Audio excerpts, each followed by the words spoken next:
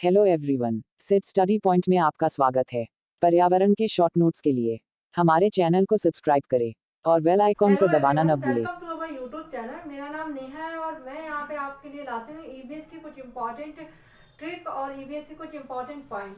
ठीक है, तो आज का जो हमारा टॉपिक है वो हमारा पर्यावरण से संबंधित कुछ जो अधिनियम है और जो आंदोलन है उनके बारे में आज हम बात करेंगे। तो हम पर्यावरण संरक्षण अधिनियम 1986, ये अधिनियम क्यों लाया गया? जब एक सम्मेलन हुआ था, संयुक्त संयुक्त राष्ट्र संघ की एक बैठक हुई थी, कॉन्फ्रेंस हुई थी, उसमें एक पर्यावरण को लेकर मुद्दा उठाया गया था। वो बैठक पर्यावरण संरक्षण के ही लिहाज से की गई थी, तभी हमारी भारत सरकार ने पर्यावरण संरक्षण का अधिनियम लेके आई थी। तो 5 जून आपको इसके इम्पोर्टेंट कुछ ऐसे पॉइंट हैं जो गवर्नमेंट थी उसको ऐसा लगा कि हमें भी अपने यहाँ के लिए पर्यावरण संरक्षण कानून बनाना चाहिए, तो तभी ये पर्यावरण संरक्षण कानून लाया गया। तो इसके कुछ इम्पोर्टेंट पॉइंट है, आप उसको देख लीजिए। 5 जून 1972 में स्टॉकहोम में संयुक्त राष्ट्र संघ की बैठक के बाद इसी से प्रभावित होकर पर्यावरण संरक्षण अधिनियम 1986 बनाया गया। ठीक है, पूरे भारत में इसे लागू किया गया 19 नवंबर 1986 को। तो पर्यावरण संरक्षण अधिनियम कब लागू किया, ये एक इम्पोर्टेंट पॉइंट यहाँ पे बनता है, 19 नवंबर 1986 को। ठीक है, दूसरा इसका उद्देश्य क्या है? उद्देश्य भी हमें पता होना चाहिए, ये जो अधिनियम है वो क्यों बनाया गया।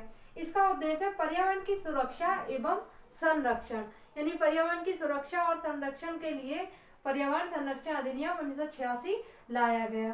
ठीक है, और ये लागू कब किया गया? 19 नवंबर 1986 को। आपको ध्यान रखना है, ये इम्पोर्टेंट है। दूसरा है, इस जैसे कि हमारे संविधान में धाराएं हैं वैसे ही इस अधिनियम में भी 26 धाराएं हैं जिन्हें 4 अध्यायों में बांटा गया है। ठीक है, तो ये पॉइंट भी आपको ध्यान रखना है। अब नेक्स्ट हमारा जो अधिनियम है वो है वन्य जीव संरक्षण अधिनियम।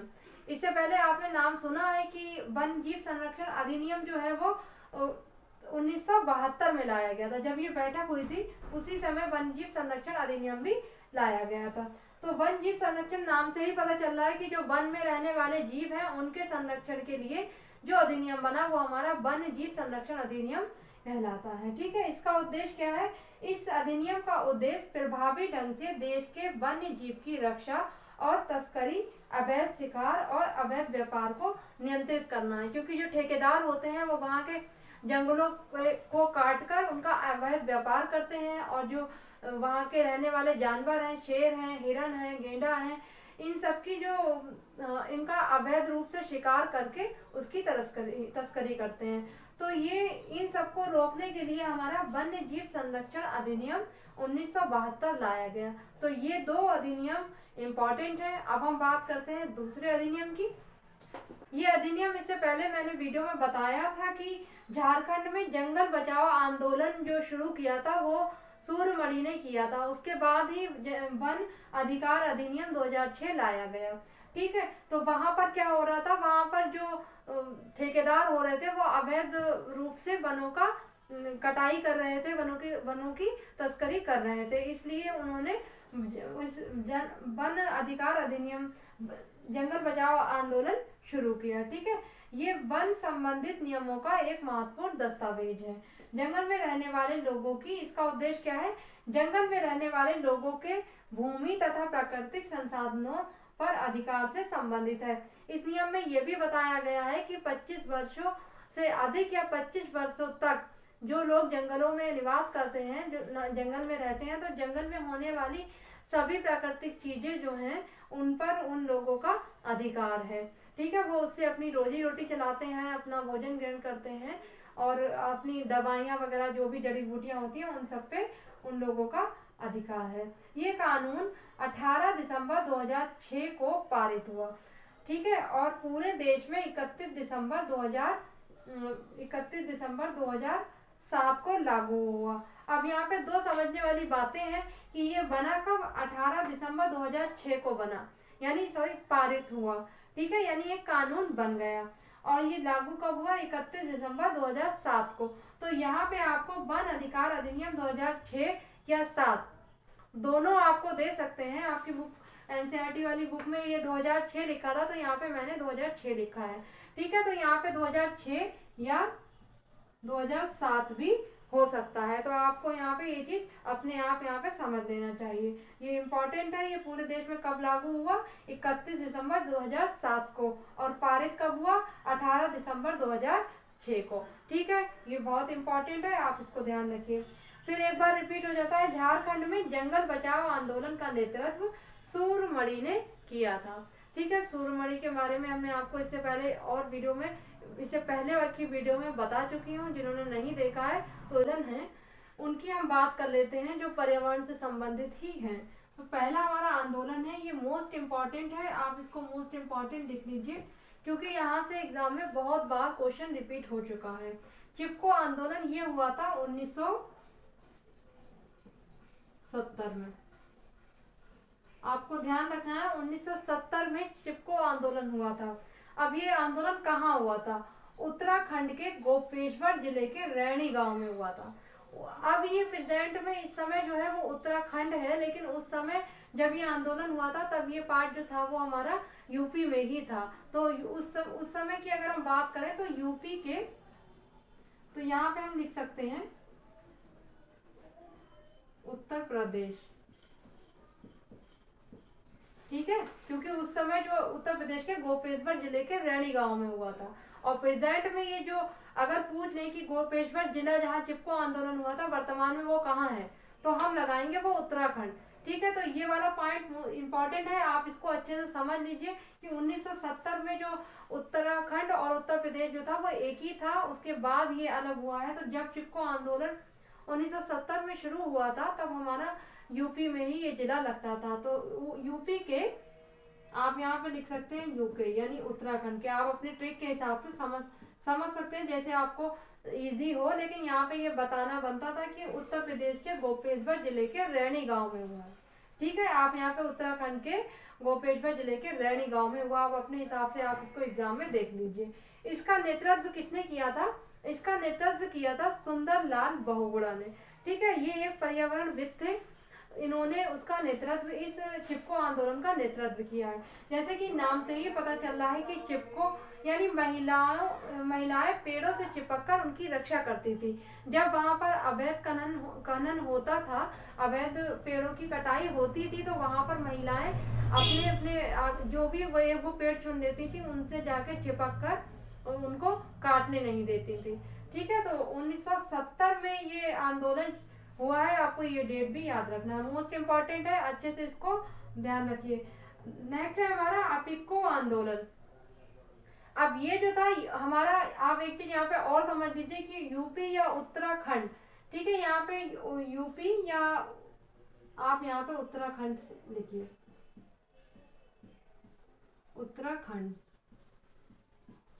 ठीक है, तो यूपी या उत्तराखंड, जो इस टाइम उत्तराखंड में गोपेश्वर जिला है। ठीक है, तो हमारा जो उत्तराखंड है वो भारत के नक्शे में कहाँ पर, जबकि मैप वाली क्लास एक आपको नेक्स्ट अलग मिलेगी, लेकिन यहाँ पे जब क्वेश्चन आया तो आप ये समझ लीजिए।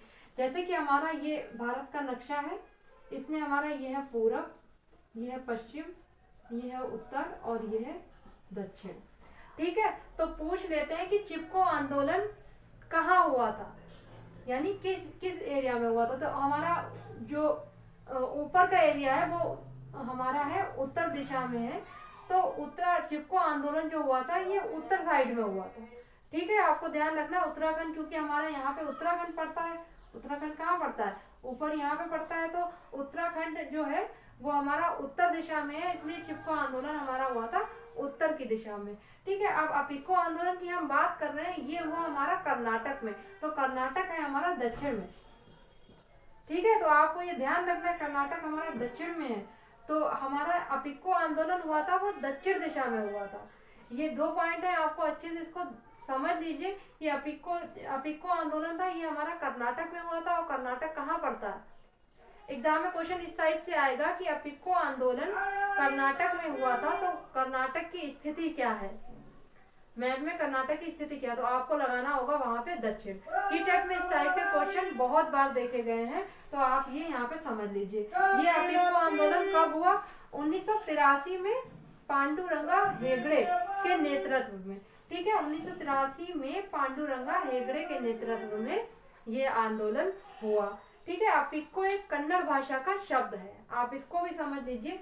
ये वहाँ पे कन्नड़ बोली जाती है, तो कन्नड़ भाषा का शब्द है, इसका अर्थ होता है चिपकना। यहाँ पे भी सेम वही कंडीशन हुई थी कि जब पेड़ों की कटाई हो रही थी तो वहाँ पर लोग जो थे वो पेड़ों से चिपक जाते थे और उसको काटने नहीं देते। आंदोलन है वो है नर्मदा आंदोलन। तो नर्मदा नदी जो है, इस पर एक बांध बन रहा था, सरदार सरोवर बांध। इसके विरोध में वहाँ पर नर्मदा आंदोलन शुरू किया गया। ठीक है। इसका नेतृत्व किसने किया? बाबा आमटे और मेधा पाटकर ने किया। मेधा पाटकर का नाम इससे पहले आप सुन चुके हैं। तो मेधा पाटकर ने और बाबा आमटे ने इसमें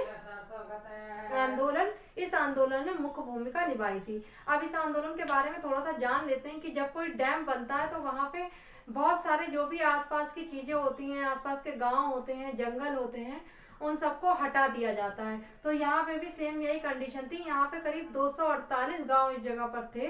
वहाँ पर 248 गांव के लोग थे, लगभग वहाँ पर 1 लाख लोग थे। जैसा कि बताया गया है 1 लाख लोग थे, तो उन सबको बेघर करा जा रहा था, यानी उनको वहां से हटाया जा रहा था। ठीक है। और वो लोग वो जगह छोड़ने के लिए एग्री नहीं थे। यहाँ पर करीब 58% जो लोग थे इस एरिया के, तो वहाँ वो लोग बेघर हो रहे थे। ठीक है। और यहाँ पर 37,000 हेक्टेयर भूमि जो थी वो जलमग्न हो रही थी। यानी डैम जो होते हैं वो बहुत बड़े बड़े होते हैं और वहाँ पे जितने भी जीव जंतु थे, जो जंगल थे, वो सब काट दिए जा रहे थे। इसी के विरुद्ध में इन लोगों ने वहाँ पे एक आंदोलन किया। ठीक है। तो इस आंदोलन किया और बहुत सारी चीजें, उसमें कुछ अच्छे पॉइंट भी बताए जा रहे थे कि वहाँ पे बिजली इन लोगों को फ्री में मिलेगी और वहाँ पे पीने का पानी भी इनको दिया जाएगा। लेकिन उसके कुछ और ऐसी चीजें थी जो उन लोगों को वहाँ पे अच्छी नहीं लग रही थी, यानी वो अपने घर को छोड़ के नहीं जाना चाह रहे थे, इसलिए वहाँ पे उन्होंने नर्मदा आंदोलन किया। ठीक है। तो ये कुछ इम्पोर्टेंट आंदोलन हो गए और कुछ अधिनियम जो एग्जाम में बार बार पूछे जाते हैं। तो मैं आपके लिए मैं यहाँ पे लेके आई थी। तो अगर आपको वीडियो अच्छी लगी हो तो प्लीज इसको लाइक कीजिए एंड अपने फ्रेंड्स के साथ में शेयर भी कीजिए और आप बने रहें हमारे साथ। अब मिलते हैं आपको next. Please click on the like button, write a comment, and subscribe to my channel.